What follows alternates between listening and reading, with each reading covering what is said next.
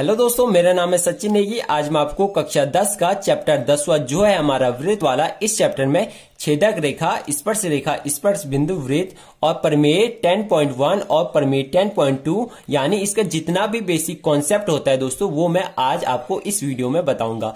इसलिए दोस्तों वीडियो को थोड़ा सा भी स्किप ना करें। पहले हम दोस्तों पढ़ेंगे कि आखिर में वृत्त कहते किसे हैं। तो दोस्तों मैंने यहाँ पे वृत्त की डेफिनेशन लिखी है। तो दोस्तों वृत्त किसी एक निश्चित बिंदु से समान दूरी पर स्थित बिंदुओं को मिलाने पर वृत्त बनता है। यानी हमारे पास एक निश्चित बिंदु है, अगर हम इस निश्चित बिंदु से समान दूरी पर स्थित बिंदु लेते हैं, यानी यहां से समान दूरी पर, माना हमने 4 सेंटीमीटर दूरी पर ये वाला बिंदु लिया, फिर 4 सेंटीमीटर दूरी पर, इसी प्रकार हम बहुत सारे बिंदु लेंगे। अगर हम इन बिंदुओं को दोस्तों मिलाते हैं तो हमारे पास एक वृत्त बनता है। इसे दोस्तों हम वृत्त कहते हैं। यानी उसकी जो केंद्र से जो बाह्य बिंदु की दूरी होती है दोस्तों वह बराबर होती है। अब हम दोस्तों जो ये निश्चित बिंदु है दोस्तों उसे वृत्त का केंद्र कहते हैं। यानी इस वाले बिंदु को दोस्तों वृत्त का केंद्र कहते हैं। और वृत्त की त्रिज्या किसे कहते हैं? तो दोस्तों वृत्त के बाहरी बिंदु से, या हम कह सकते हैं कि वृत्त की परिधि को अगर हम केंद्र से मिला देते हैं तो उसे जो है वह वृत्त की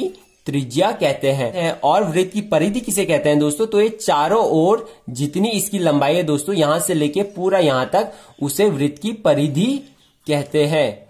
और वृत्त का व्यास किसे कहते हैं दोस्तों? तो वृत्त के अंदर खींची जाने वाली सबसे बड़ी रेखा को वृत्त का व्यास कहते हैं। यानी वृत्त के अंदर अगर हम कोई रेखा खींचेंगे तो इस प्रकार से खींचेंगे, और जो सबसे बड़ी वाली रेखा होगी, यानी हम इस प्रकार से भी खींच सकते हैं, इस प्रकार से भी खींच सकते हैं, तो वृत्त के अंदर जो सबसे बड़ी वाली रेखा हम खींच सकते हैं उसे हम वृत्त का व्यास कहेंगे। यानी इस वाली रेखा को हम वृत्त का व्यास कहेंगे। ये तो हो गया कि वृत्त में कौन क्या होता है। ये हमने दोस्तों वृत्त की डेफिनेशन बता दी है कि किसी एक निश्चित बिंदु से समान दूरी पर स्थित बिंदुओं को मिलाने से हमारा वृत्त बनता है। अब हम दोस्तों देखेंगे कि छेदक रेखा किसे कहते हैं। दोस्तों हमारे पास एक वृत्त है, यदि कोई रेखा इस वृत्त को किन्हीं दो बिंदुओं पर काटती है तो इस रेखा को छेदक रेखा कहेंगे। इस रेखा को छेदक रेखा कहेंगे, इस रेखा को, क्योंकि जो ये वाली रेखा है वह वृत्त के किन्हीं दो बिंदुओं पर प्रतिच्छेद कर रही है, एक इस वाले बिंदु पर, एक इस वाले बिंदु पर। अब हम छेदक रेखा की डेफिनेशन भी देख लेते हैं। तो छेदक रेखा एक ऐसी रेखा जो वृत्त को दो भिन्न भिन्न बिंदुओं पर प्रतिच्छेद करती है, उसे छेदक रेखा कहते हैं। यानी ये हमारा वृत्त है, अगर कोई रेखा इस वृत्त को भिन्न भिन्न बिंदुओं पर प्रतिच्छेद करती है, एक यहां पे किया, एक यहां पे किया, तो उस रेखा को छेदक रेखा कहते हैं। अब हम दोस्तों देखेंगे कि स्पर्श रेखा किसे कहते हैं। तो दोस्तों हमारे पास एक वृत्त है, यदि कोई रेखा इस बिंदु को केवल स्पर्श करती है, यानी ये हमारे पास एक वृत्त है और वृत्त पर असंख्य बिंदु होते हैं। यानी पहला बिंदु यहां पे होगा, दूसरा बिंदु यहां पे होगा, यानी असंख्य बिंदु होते हैं। यदि कोई रेखा ऐसी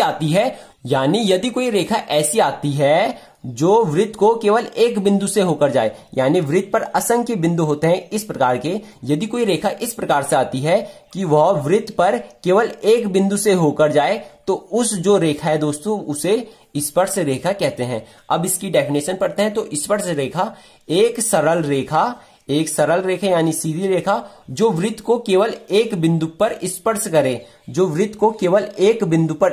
करे, वह स्पर्श रेखा कहलाती है। दोस्तों वृत्त पर असंख्य बिंदु होते हैं, यानी ये हमारा वृत्त है और वृत्त पर असंख्य बिंदु होते हैं, तो वृत्त पर असंख्य स्पर्श रेखा हो सकती है। जैसे एक ये वाला भी बिंदु है तो ऐसे भी एक स्पर्श रेखा हो सकती है, ये वाला भी एक बिंदु है तो ऐसे भी स्पर्श रेखा हो सकती है। इसलिए हम कह सकते हैं दोस्तों कि एक वृत्त पर असंख्य स्पर्श रेखा हो सकती है। स्पर्श रेखा यानी एक ऐसी रेखा जो वृत्त पर केवल एक बिंदु से होकर जाए, उसे स्पर्श रेखा कहते हैं।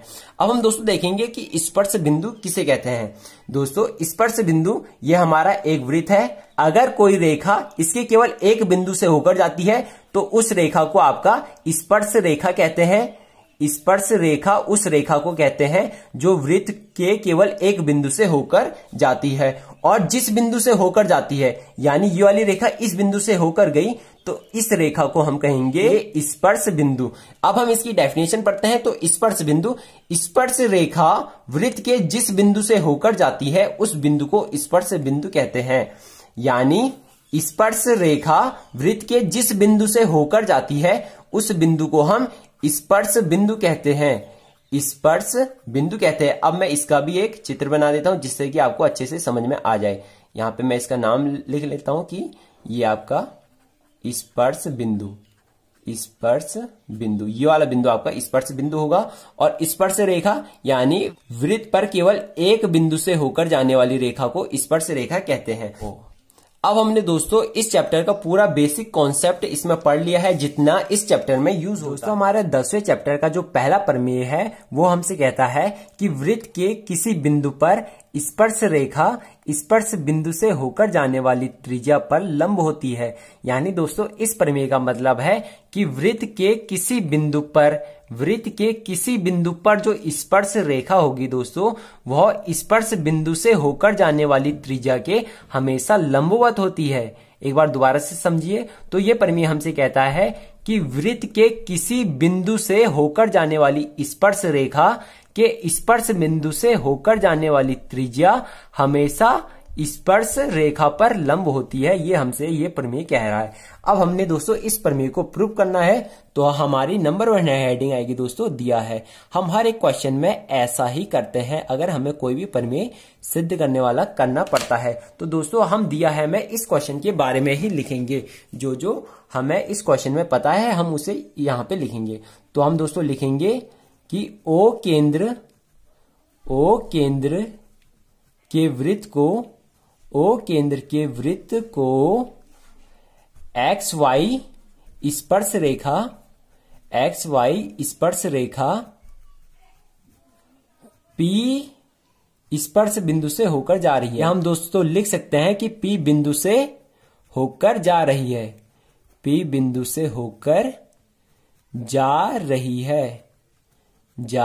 यानी हमने ये क्वेश्चन के बारे में ही लिखा है कि O केंद्र का एक वृत्त है, इस पर एक XY रेखा P बिंदु से होकर जा रही है। अब हमारी दोस्तों दूसरी हेडिंग आती है दोस्तों सिद्ध करना है। अब हम सिद्ध करना है में दोस्तों हमें क्या सिद्ध करना है उसे लिखते हैं। तो दोस्तों हमने सिद्ध करना है कि जो ये है OP है दोस्तों यानी स्पर्श बिंदु से होकर जाने वाली त्रिज्या OP दोस्तों वह लंब है स्पर्श रेखा के। ये हमने दोस्तों सिद्ध करना है। अब हमारी दोस्तों तीसरी हेडिंग आती है रचना की। अब हम दोस्तों रचना में क्या लिखते हैं तो दोस्तों आपको पता होगा कि इसे सिद्ध करने के लिए हमें चित्र में जो भी फेरबदल करना पड़ता है उसे हम रचना में लिखते हैं। तो दोस्तों हम रचना में क्या करेंगे तो हमने XY पर एक Q बिंदु लेना है। इस प्रकार का हम Q बिंदु कहीं पे भी ले सकते हैं, यहाँ पे भी ले सकते हैं, यहाँ पे भी ले सकते हैं, इस साइड भी ले सकते हैं, हम कहीं पे भी Q बिंदु ले सकते हैं। तो हम बाद में हम दोस्तों जो इस वृत्त का केंद्र है उसे Q से मिला देंगे। इस वृत्त के केंद्र को हम Q से इस प्रकार मिला देंगे।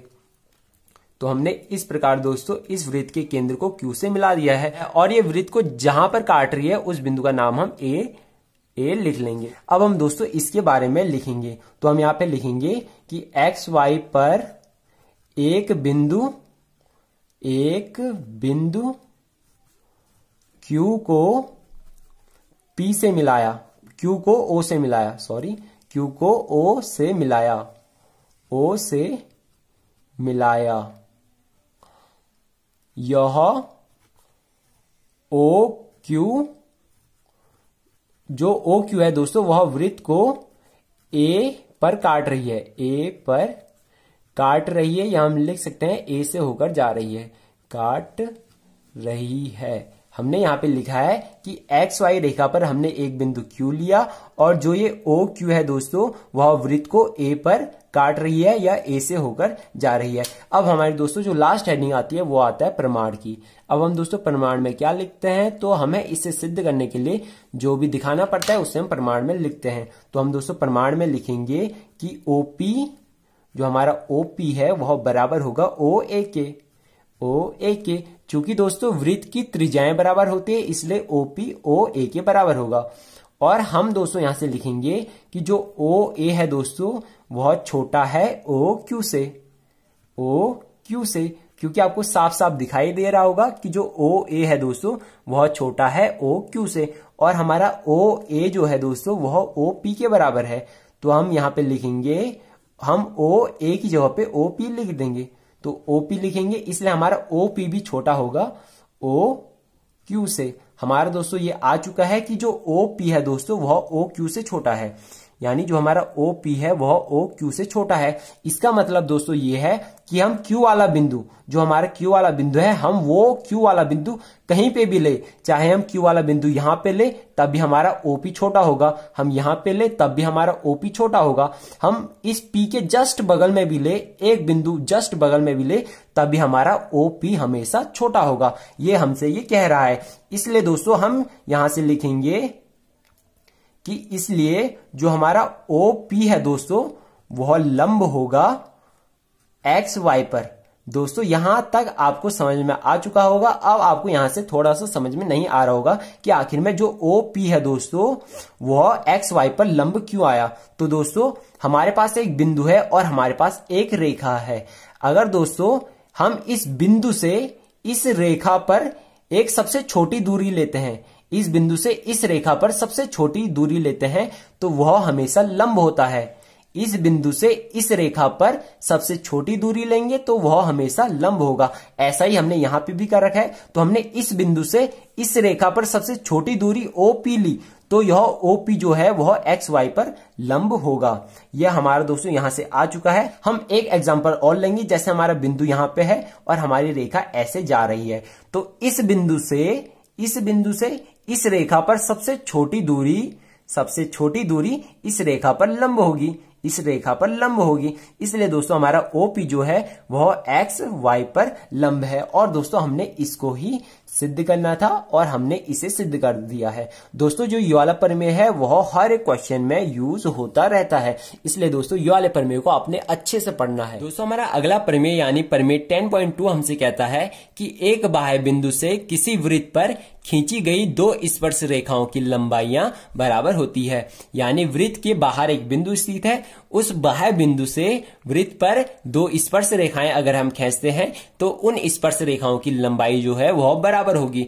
यानी यहां से लेके यहां तक की लंबाई यहां से लेके यहां तक की लंबाई के बराबर होगी। ये हमने दोस्तों सिद्ध करना है। अब हम दोस्तों अगर कोई भी प्रमेय सिद्ध करते हैं तो दोस्तों मैंने आपको पहले ही बताया रखा है, तो हम पहला वाला जो हमारा हेडिंग आती है दोस्तों वो आता है दिया है। अगर हम किसी भी प्रमेय को सिद्ध करते हैं तो हम इसी ही फॉर्मेट का यूज करते हैं। तो दोस्तों हमारी जो नंबर 1 हेडिंग आएगी दोस्तों वो आएगी दिया है। और दिया है में दोस्तों हम इस क्वेश्चन के बारे में ही लिखते हैं या हम इसी के चित्र के बारे में लिखते हैं। तो O केंद्र के वृत्त पर, O केंद्र के वृत्त पर बाह्य बिंदु यानी एक बाहर बिंदु है, बाह्य बिंदु R से दो स्पर्श रेखाएं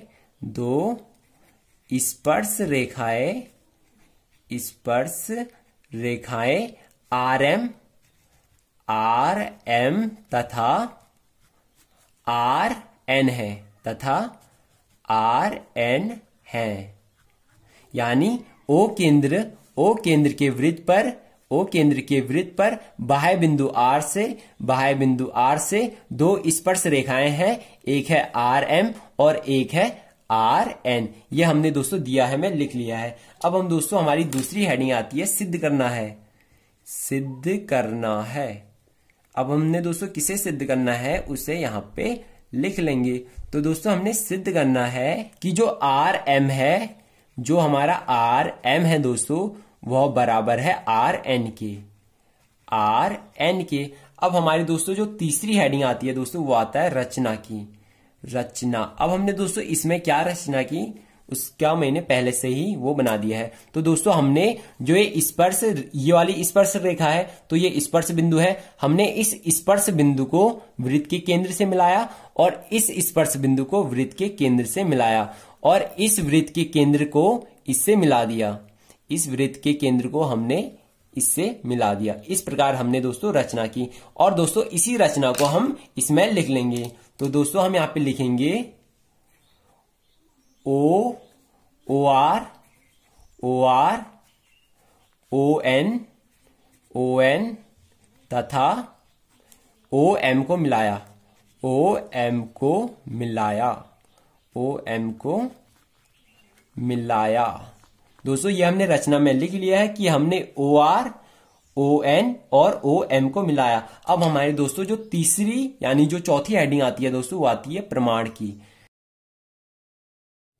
अब हम दोस्तों प्रमाण में लिखेंगे कि त्रिभुज ROM में, त्रिभुज ROM में आपने इस वाले त्रिभुज को देखना है, ROM को, ROM को। तो दोस्तों ROM में ये वाला एंगल 90 का है, ये वाला एंगल 90 का है, तो हम दोस्तों यहाँ पे पाइथागोरस प्रमेय का यूज कर सकते हैं। तो ROM में अगर हम पाइथागोरस प्रमेय का यूज करते हैं दोस्तों, तो पाइथागोरस प्रमेय है हमारा, पाइथागोरस प्रमेय है हमारा दोस्तों, कर्ण का स्क्वायर इक्वल टू लंब का स्क्वायर प्लस आधार का स्क्वायर। अब हम दोस्तों ROM में इस पाइथागोरस प्रमेय का यूज कर लेंगे, पाइथागोरस प्रमेय का ROM में यूज करेंगे। तो हमारा कर्ण ये है, हमारा कर्ण क्या है, RO हमारा कर्ण है। तो हम यहां से लिख लेंगे RO का स्क्वायर इक्वल टू है दोस्तों लंब, हमारा लंब ये होगा, तो हमारा लंब है RM का स्क्वायर प्लस हमारा आधार है दोस्तों, ये आधार हम ले लेंगे दोस्तों MO का स्क्वायर। ये हमारा दोस्तों आ चुका है त्रिभुज ROM से। अब हमें दोस्तों RM की वैल्यू चाहिए, क्योंकि हमें RM को इसके बराबर दिखाना है, तो हम RM को एक साइड रख लेंगे। तो हमारी दोस्तों यहां से RM को हम एक साइड रखेंगे, बाकियों को इस साइड भेज देंगे। तो हमारा आता है RO का स्क्वायर, ये यहां प्लस में था तो दूसरी साइड जाके माइनस में चले जाएगा, तो हमारा आएगा MO का स्क्वायर। यहाँ पे है RM का स्क्वायर। अगर दोस्तों यहां से ये स्क्वायर हटेगा तो दूसरी साइड रूट का चिन्ह लग जाएगा। तो हमारा दोस्तों RM की वैल्यू आएगी दोस्तों रूट RO का स्क्वायर माइनस MO का स्क्वायर। अब हमारा दोस्तों यहां से ये आ चुका है। इसी प्रकार दोस्तों हम RON में भी पाइथागोरस प्रमेय का यूज करेंगे। त्रिभुज RON में आपने इस वाले त्रिभुज में भी पाइथागोरस प्रमेय का यूज करना है। तो आप यहां से लिख लेना कि पाइथागोरस प्रमेय से आपने इस वाले त्रिभुज में भी इस प्रमेय का यूज करना है। तो यहां से भी हमारा आएगा कर्ण का स्क्वायर, ये हमारा लंब हो जाएगा, ये हमारा आधार हो जाएगा और ये हमारा कर्ण हो जाएगा। तो हमारे यहां से आता है दोस्तों RO का स्क्वायर इक्वल टू लंब है हमारा RN, तो हम लिख लेंगे RN का स्क्वायर प्लस आधार का स्क्वायर यानी NO का स्क्वायर, NO का स्क्वायर। अब हमें दोस्तों RN चाहिए, हमें क्या चाहिए RN, तो हम RN को एक साइड रखेंगे, बाकियों को दूसरी साइड भेज देंगे। तो हमारा RN स्क्वायर की वैल्यू आती है, तो इस साइड RO का स्क्वायर रहता है, ये NO का स्क्वायर यहां प्लस का था तो दूसरी साइड जाके माइनस का हो जाएगा। तो हमारा आता है NO का स्क्वायर। अगर दोस्तों यहां से स्क्वायर हटेगा तो दूसरी साइड रूट का चिन्ह लग जाएगा, इसलिए हमारा आता है RN इक्वल टू है दोस्तों रूट RO का स्क्वायर माइनस NO का स्क्वायर। ये हमारा दोस्तों आ चुका है। हम इसे दोस्तों समीकरण फर्स्ट लिख लेंगे, इसे समीकरण सेकंड लिख लेंगे। अब हमारे दोस्तों यहां से हम लिख सकते हैं, चूंकि त्रिभुज की त्रिज्याएं बराबर होती हैं, चूंकि त्रिभुज की त्रिज्याएं बराबर होती है। आपको पता ही होगा कि त्रिभुज की त्रिज्याएं जो होती है दोस्तों वह बराबर होती है। इसलिए दोस्तों जो NO है वह बराबर होगा MO के, यानी ये वाली त्रिज्या इस त्रिज्या के बराबर होगी। इसलिए दोस्तों हम NO की जगह पे MO लिख सकते हैं, क्योंकि ये दोनों आपस में बराबर हैं। इसलिए हमारा आता है RN इक्वल टू RO का स्क्वायर माइनस NO की जगह पे हम MO लिख लेंगे, MO का स्क्वायर। इसे हम समीकरण थर्ड लिख लेंगे। अब हम दोस्तों यहां से लिखेंगे कि समीकरण फर्स्ट व थर्ड से आपने इन दोनों समीकरणों को देखना है। तो हमारे RM की वैल्यू ये आ चुकी है, यानी हमारा RM बराबर आ चुका है दोस्तों आर एम हमारा बराबर आ चुका है रूट आर ओ का स्क्वायर माइनस एम ओ का स्क्वायर, और यहां पे हमारा आर एन दोस्तों आ चुका है बराबर आर ओ का स्क्वायर माइनस एम ओ का स्क्वायर। इसलिए दोस्तों ये दोनों भी आपस में बराबर होंगे, या हम दोस्तों कह सकते हैं कि हम आर एन है इक्वल टू जो इसकी वैल्यू है दोस्तों हम समीकरण 1 से लिख लेंगे, क्योंकि समीकरण 1 से जो इसका मान है वह इसके बराबर है, तो हम आर एन की जगह पे दोस्तों आर एम लिख लेंगे। और दोस्तों इसको ही हमने सिद्ध करना था और हमने इसे सिद्ध कर दिया है। अब हम दोस्तों क्वेश्चन को एक बार और देखेंगे, यानी हम प्रमेय को एक बार और देखेंगे कि आखिर हमने इस प्रमेय में किया क्या। तो दोस्तों ये प्रमेय हमसे कहता है कि यदि हमारे पास कोई वृत्त है, अगर हम बाह्य बिंदु से वृत्त पर स्पर्श रेखा खींचते हैं तो उन स्पर्श रेखाओं की लंबाई बराबर होती है। यानी इस वाली जो स्पर्श रेखा की लंबाई है यहां से लेके यहां तक वह बराबर होगी इस वाली स्पर्श रेखा की लंबाई, यानी यहां से लेके यहां तक। हमने आर एम यानी हमने आर एम को बराबर दिखाना है आर एन के। अब हमने दोस्तों रचना की, हमने एन वाले बिंदु को ओ से मिलाया, एम वाले बिंदु को भी ओ से मिलाया और आर वाले बिंदु को भी ओ से मिलाया। अब हमने दोस्तों इस वाले त्रिभुज में देखा आर ओ एम में हमने पाइथागोरस प्रमेय का यूज किया। तो ये है हमारा कर्ण, ये है हमारा लंब, ये है हमारा आधार। तो हमारा यहां से आया आर ओ का स्क्वायर इक्वल टू लंब है हमारा दोस्तों आर एम का स्क्वायर प्लस एम ओ का स्क्वायर, एम ओ है हमारा आधार तो एम ओ का स्क्वायर। यहां से हमें दोस्तों आर एम की वैल्यू चाहिए, तो हमने आर एम को एक साइड रखा, यानी हमने आर एम का स्क्वायर एक साइड रखा, इसे दूसरी साइड भेजा तो ये माइनस का चले गया, यहां से स्क्वायर हटा तो दूसरी साइड रूट का चिन्ह लग गया, तो हमारा समीकरण 1 से ये आ गया। इसी प्रकार दोस्तों हमने त्रिभुज आर ओ एन में भी पाइथागोरस प्रमेय का यूज किया, तो हमारा ये आता है, यहां से हमारे आर एन की वैल्यू दोस्तों ये आती है। अब दोस्तों वृत्त की त्रिज्याएं बराबर होती है, इसलिए हमारा जो एन ओ है दोस्तों वह बराबर होगा एम ओ के। अब हमने दोस्तों एन ओ की जगह पे एम ओ रख लिया, अब हमने दोस्तों एन ओ की जगह पे एम ओ रखा तो हमारा ये आता है। और समीकरण फर्स्ट से और समीकरण सेकंड से, यानी ये इसके बराबर है और ये इसके बराबर है, इसलिए ये दोनों भी आपस में बराबर होंगे। या आप कह सकते हो कि आपने इसकी वैल्यू की जगह पे इसे लिख दिया है, क्योंकि इसका मान इसके बराबर है इसलिए आपने इसकी जगह पे इसे लिख लिया है और हमने इसको ही सिद्ध करना था। दोस्तों आपको यह वीडियो कैसी लगी कमेंट बॉक्स में बताना ना भूले। अगर आपको इस वीडियो से रिलेटेड कोई भी डाउट हो तो कमेंट बॉक्स में जरूर पूछे, और ऐसे ही और वीडियो पाने के लिए चैनल को सब्सक्राइब जरूर करें और बेल नोटिफिकेशन को ऑल पर सेट करना ना भूले, ताकि मेरे द्वारा आने वाली एक भी वीडियो मिस ना हो। Thank you, have a nice day.